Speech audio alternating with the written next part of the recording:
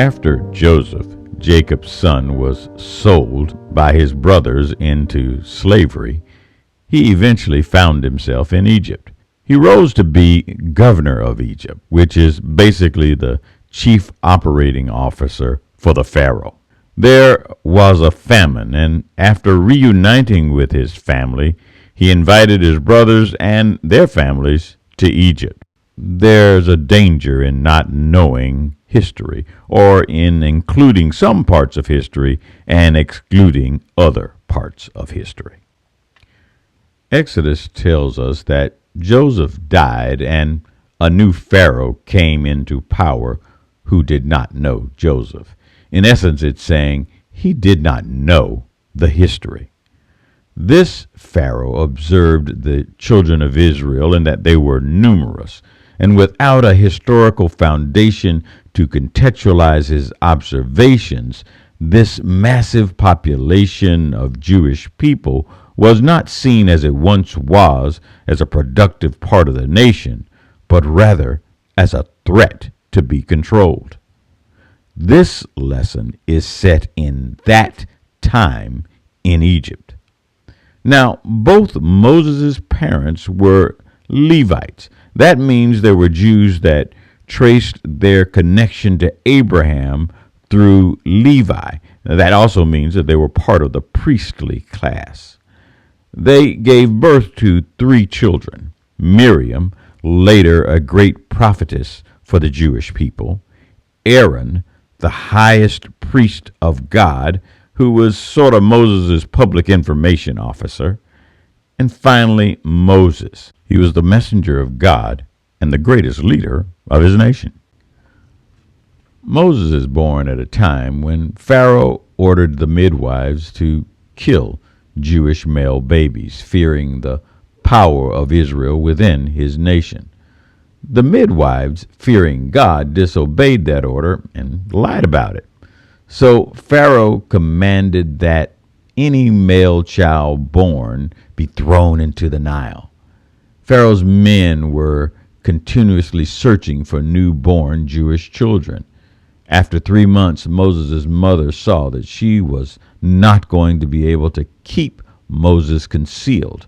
So she made a small waterproof basket in which she put the child and set him down among the papyrus reeds growing on the bank of the Nile.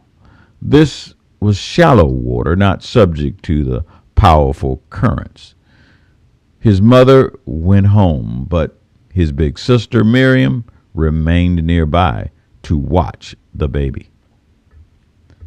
The day was evidently hot, and custom was to cool down in the river. Now, Pharaoh's daughter, scholars believe her name to be Bethia, came to the river accompanied by her maids to take a bath in the cool waters of the Nile. Suddenly, she heard the wailing of a small child. They find the basket, and inside they find the infant boy. She felt sorrow for this abandoned child. She understood right away that this was one of the children born to the Jewish families, and therefore was condemned to death by her very father.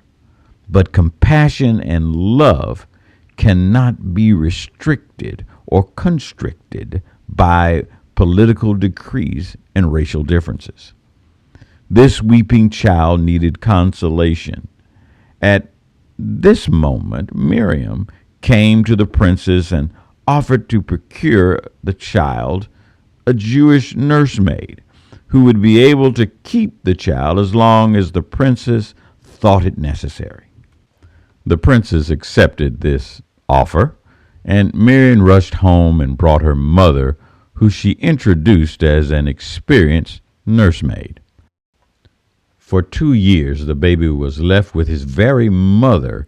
She was caring for him, posing as a nursemaid. Meanwhile, Pharaoh's daughter told Pharaoh about the boy she had found and adopted. Her father did not object, although the foundling was Jewish. A father's love for his daughter also rises above political decrees and race. Moses was taken into the royal court where he grew up as a princely adopted son of King Pharaoh's daughter. Placing Moses in the royal court, God prepared him with an understanding of the customs, the history, and the thought process of the very leaders, the very people he would one day stand up against. God places all of us in circumstances that help prepare us to do his will, whether we can see it or not. That's the lesson for this week. Have a great week. Bye.